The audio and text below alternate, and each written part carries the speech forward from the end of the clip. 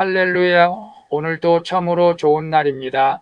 오늘은 사무엘하 20장 11절에서 17절 말씀을 통해서 들을지어다라는 제목으로 함께 묵상해 보도록 하겠습니다. 본문 요약은 이렇습니다. 모든 군인이 피투성이가 된 아마사의 시체를 보고 멈칫하자 요압의 부하가 그 시체를 밭으로 옮겨 옷으로 덮어둡니다. 요압이 세바가 숨은 아벨 성을 함락시키려고 할 때 한 지혜로운 여인이 요압을 불러 여종의 말을 들으라고 외치게 되는 내용입니다. 말씀의 거울로 내 신앙 점검하기 1번을 봅니다. 나의 영적 전진을 가로막는 세상의 헛된 영광은 무엇입니까? 11절에서 13절을 보면 다윗에 의해 군대 장관으로 임명되었던 아마사가 요압에게 살해당하고 길가에 버려집니다. 그리고 그의 시신은 짐짝처럼 밭에 옮겨집니다. 그의 비참한 최후 앞에 군사들은 충격을 받고 멈춰섭니다. 아무리 높은 자리와 권력도 죽음 앞에서는 아무런 소용이 없습니다. 하나님 없는 성공과 야망은 결국 사람들의 구경거리가 될 뿐입니다. 우리는 잠시 있다 사라질 세상 영광이 아니라 영원한 하나님의 나라를 구해야 합니다. 그래서 나의 영적 전진을 가로막는 세상의 헛된 영광은 무엇입니까? 라고 했을 때 오늘 아마사의 죽음 앞에서 많은 군사들이 충격을 받고 있는 것을 봅니다. 아무리 높은 자리도 권력도 죽음 앞에서는 아무 의미가 없다는 것이죠. 우리도 마찬가지입니다. 우리의 영원한 고향은 저 천국입니다. 이 땅에서 복과 영화가 나의 영적 전진을 가로막고 있다면 영화를 포기해야 하는 것 아니겠습니까? 물론 복을 받아야 합니다. 그러나 그 복이 영적인 장애가 된다면 세상의 헛된 영광보다 우리는 영적인 삶을 살아가는 것이 진정한 믿음의 사람인 줄로 믿습니다. 2번을 봅니다. 남들 모르게 내 마음 깊은 곳에 숨겨둔 죄는 무엇입니까?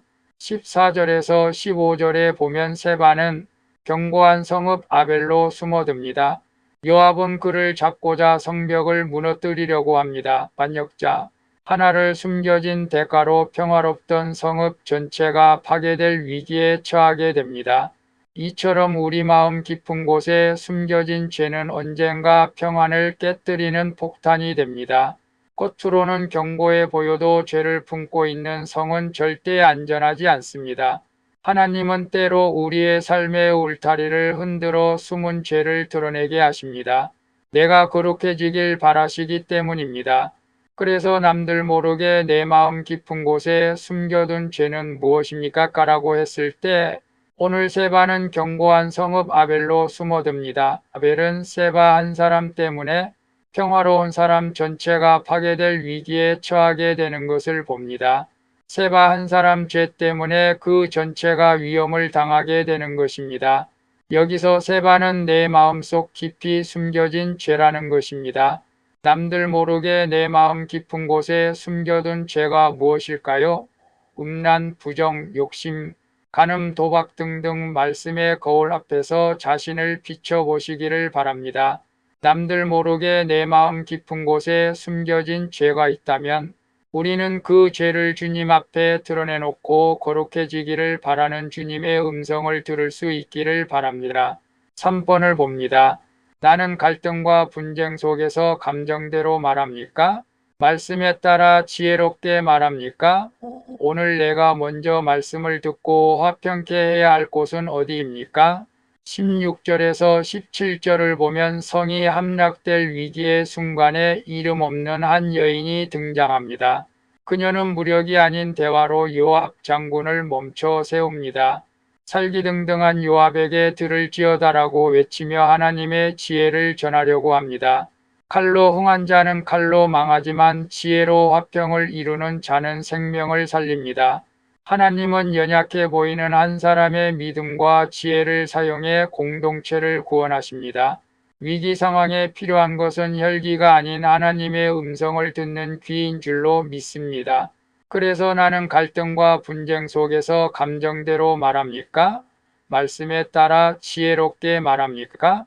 오늘 내가 먼저 말씀을 듣고 화평케 해야 할 곳은 어디입니까라고 했을 때 오늘 성이 함락될 위기의 순간에 한 여인이 등장해서 하나님의 말씀에 따라 지혜롭게 말함으로 말미암아 한 성을 살리는 놀라운 일을 하게 된 것을 봅니다.